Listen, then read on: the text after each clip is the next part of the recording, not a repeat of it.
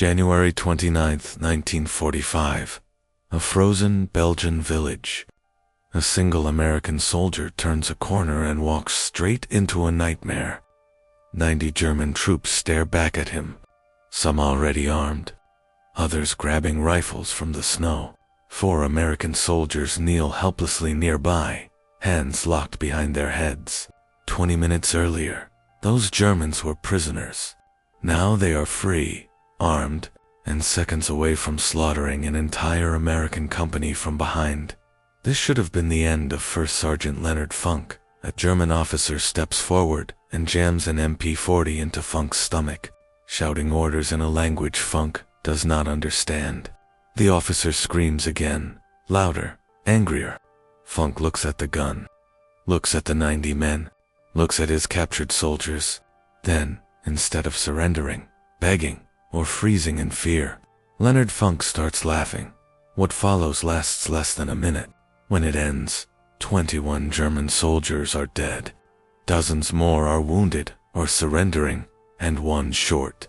Quiet Paratrooper has just written himself into the most unbelievable chapter of World War II history. But to understand how a man laughs in the face of certain death, you have to understand where he came from. Leonard Alfred Funk Jr. was born in 1916 in Braddock Township, Pennsylvania, a hard steel town choked with smoke and responsibility. He grew up fast. By his teenage years, he was already caring for his younger brother, while the Great Depression crushed opportunity and hope alike. College was impossible. Stability was rare. Responsibility came early. When the draft expanded in 1941, Funk was 24, small in stature, barely 5'5", and looked more like a clerk than a warrior. The army doctors likely expected him to file papers. Instead, Funk volunteered for the Paratroopers, one of the most brutal and experimental branches of the U.S. Army. Airborne training was designed to break men, endless runs, punishing physical drills, tower jumps, aircraft exits that forced soldiers to step into empty air with nothing but fabric and faith to save them. Half the volunteers washed out. Funk didn't. He earned his jump wings and joined Company C of the 508th Parachute Infantry Regiment, eventually deploying to England with the legendary 82nd Airborne Division. These were hardened combat veterans.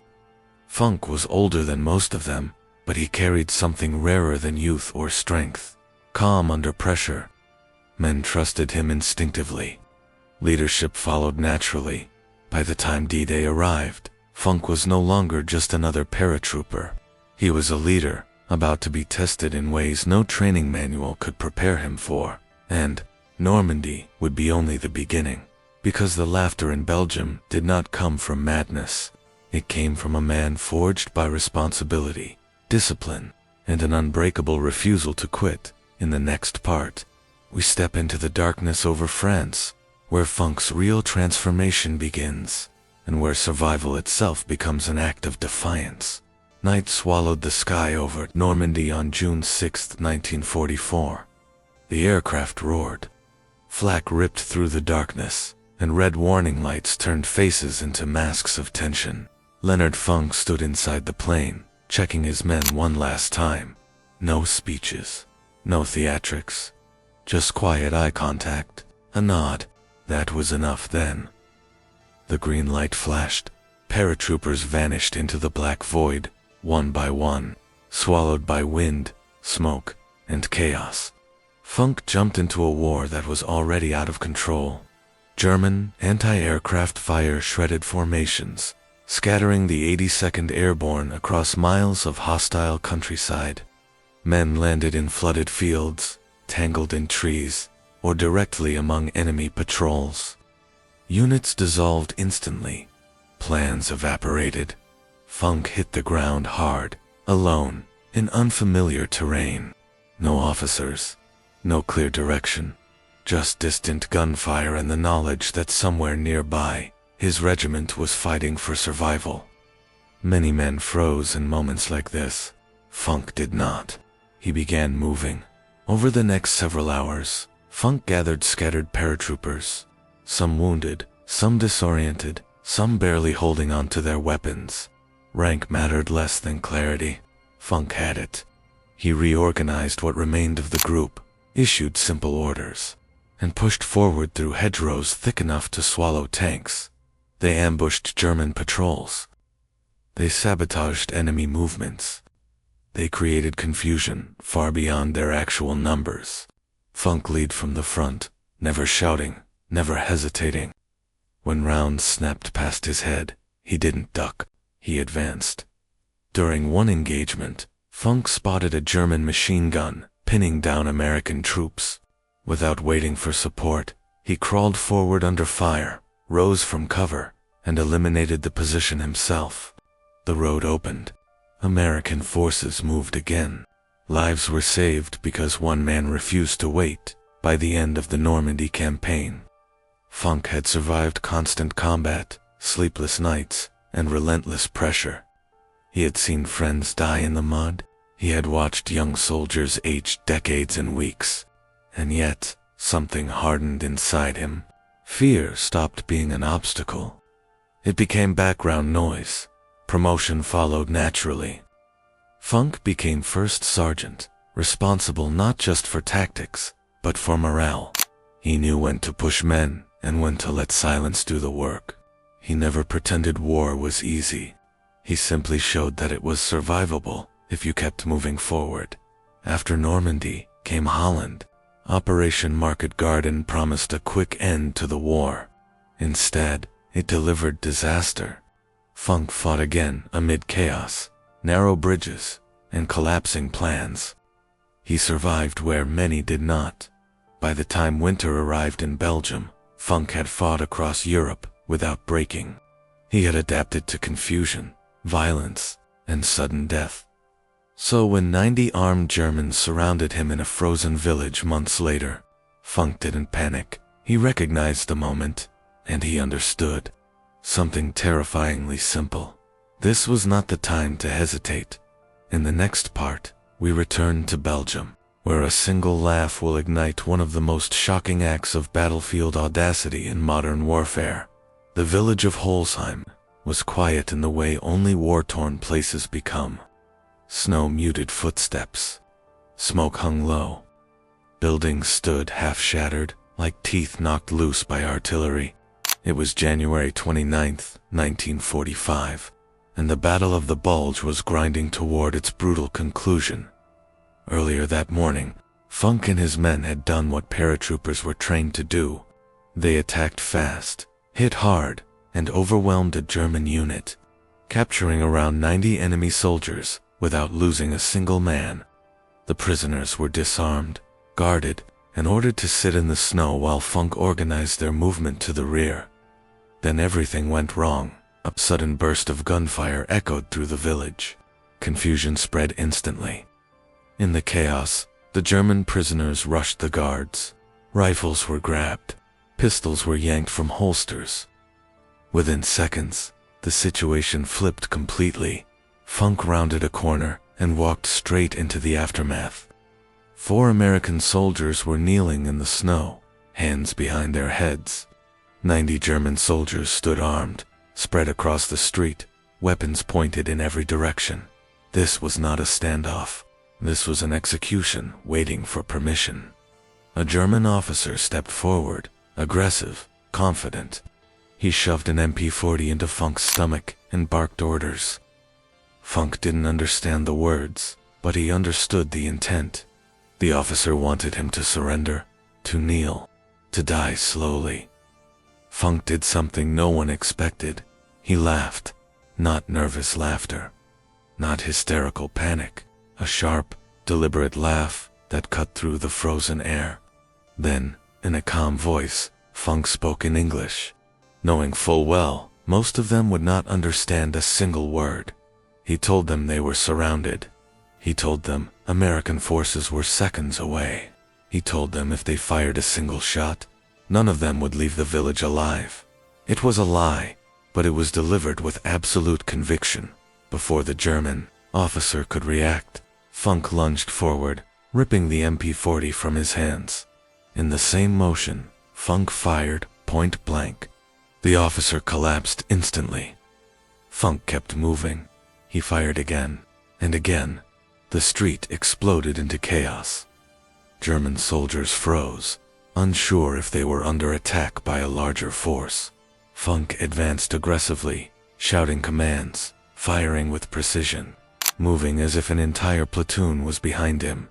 His captured American soldiers broke free, scrambling for weapons. Some Germans dropped their rifles and fled. Others surrendered on the spot.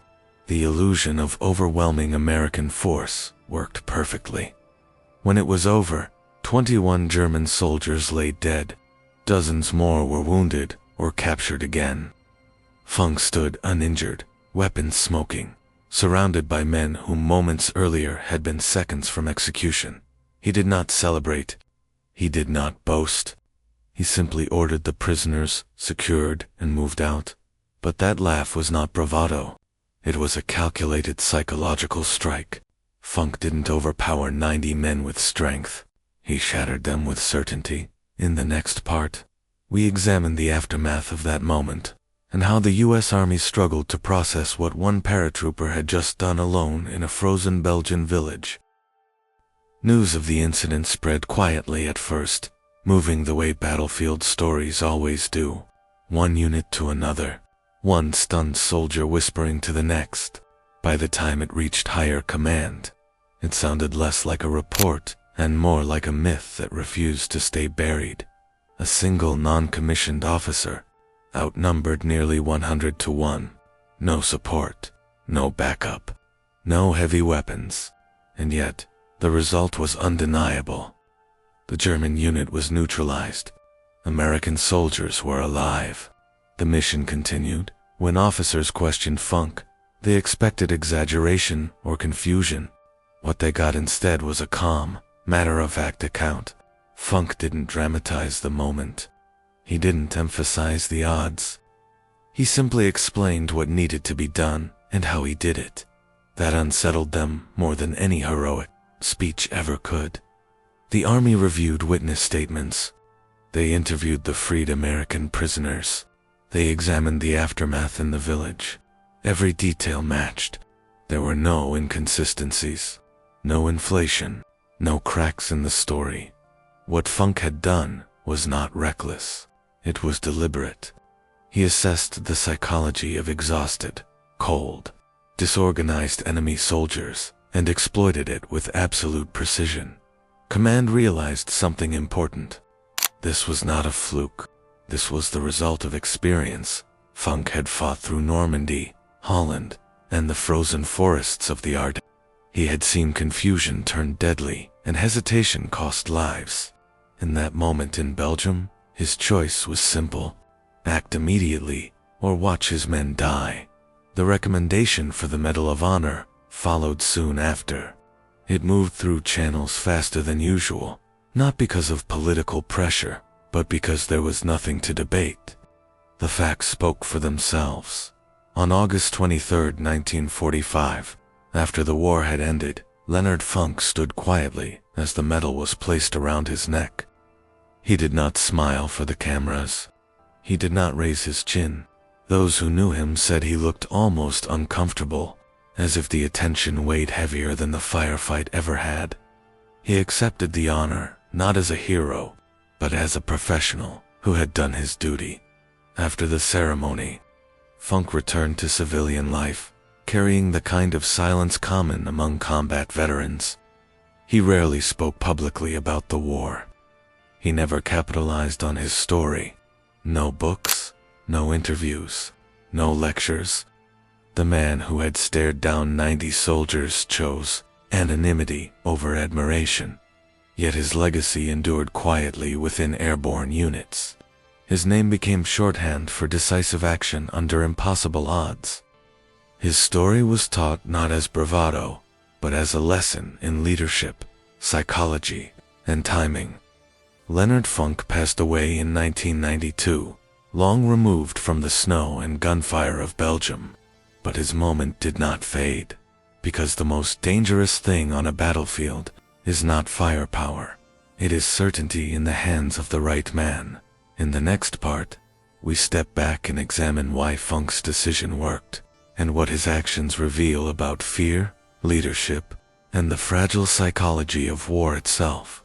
At first glance, Leonard Funk's action in Belgium looks impossible. One man against 90 armed soldiers should never end in victory. Yet war is not ruled by numbers alone. It is ruled by perception, momentum, and fear. Funk understood that, even if he never used those words.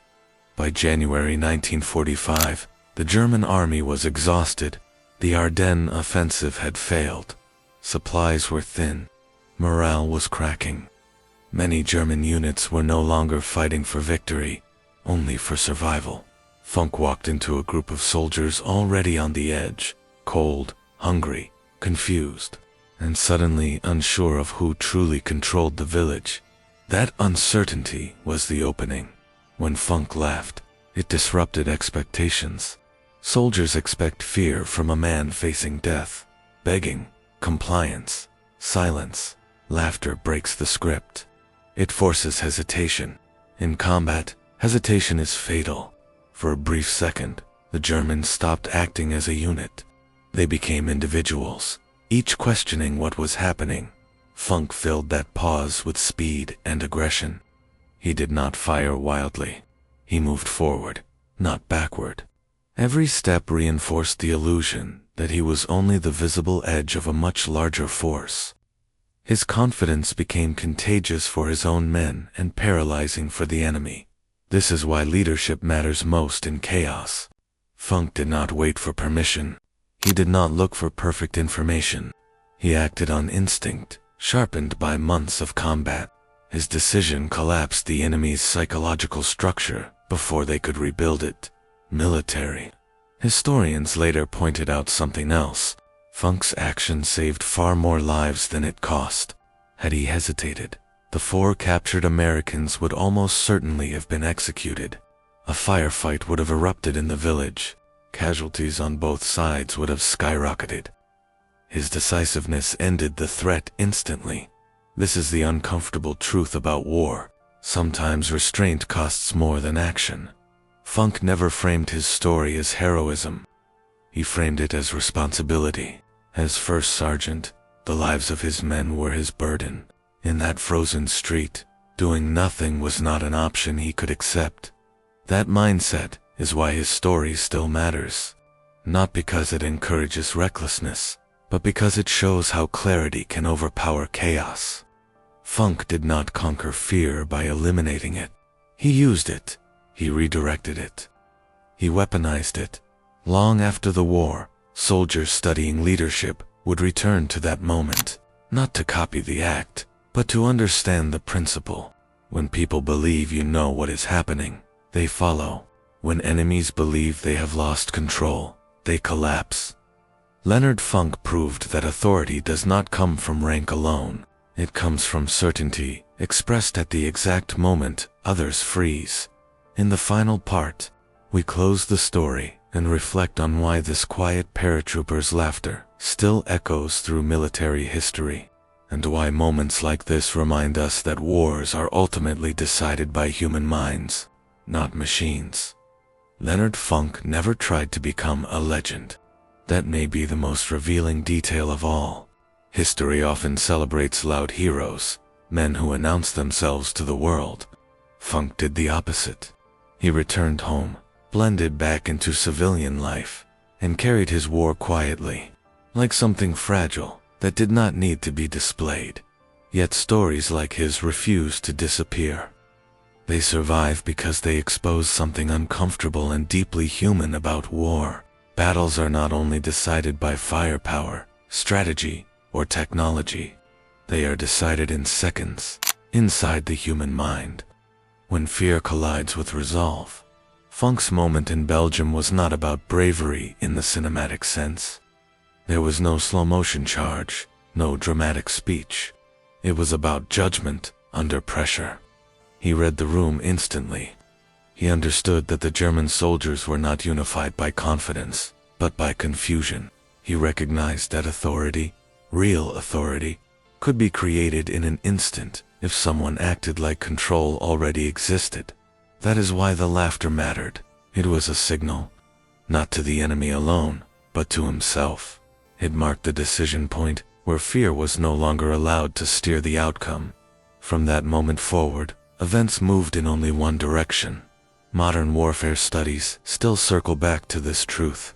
Equipment evolves, doctrine changes, but uncertainty remains the most dangerous weapon on any battlefield. Funk didn't defeat 90 soldiers by killing them all. He defeated their belief that they had the advantage. Once that belief collapsed, everything else followed.